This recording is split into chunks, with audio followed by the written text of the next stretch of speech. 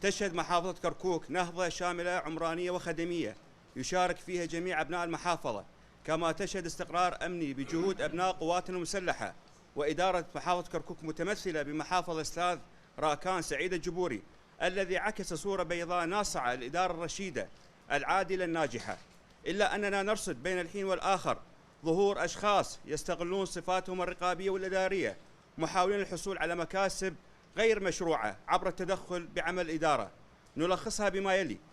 مع أننا مع تطبيق القانون على الجميع بصورة متساوية، إلا أن المدعو فلاح يايتشي قائم مقام كركوك وكالة قام بحملة جائرة وبدافع قومي عنصري واضح وبصورة انتقائية بتهديم عشرات الدور السكنية للمواطنين العرب دون غيرهم في منطقة جنوب وضمن الأراضي الزراعية، وبدون سابق إنذار قضائي أو إداري وبصورة تعسفية، وأطلق عبارات عنصرية ضد العرب وترك التجاوزات في مركز المدينة والتي تشيدت على أهم الأراضي المخصصة للخدمات العامة لأسباب، كما أنه تغاضى عن الدور التابع للأحزاب في منطقة طريق الجامعة. مبدأ تقاسم السلطة يحفظ حقوق جميع المكونات في كركوك، إلا أن استقلال هذا المبدأ من قبل بعض النواب كذريعة للتدخل بصورة سافرة في عمل الإدارة وإصدار توجيهات لموظفين من قوميتهم مخالف لعمل الإدارة واحتكار التعيينات لقوميات بعينها دون غيرها هو أمر مرفوض. لذا نطالب أن يتم تقسيم الدرجات الوظيفية بصورة عادلة وشفافة على جميع أبناء كركوك.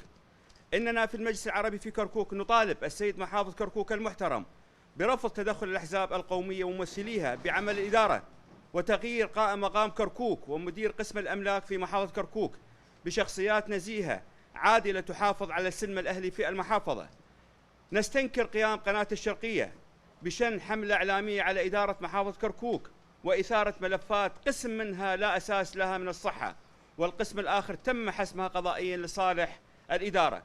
وفي نفس الوقت تغاضت هذه القناة عن ملفات المعتقلين والمغيبين العرب والقرى المهدمة والجثث مجهولة الهوية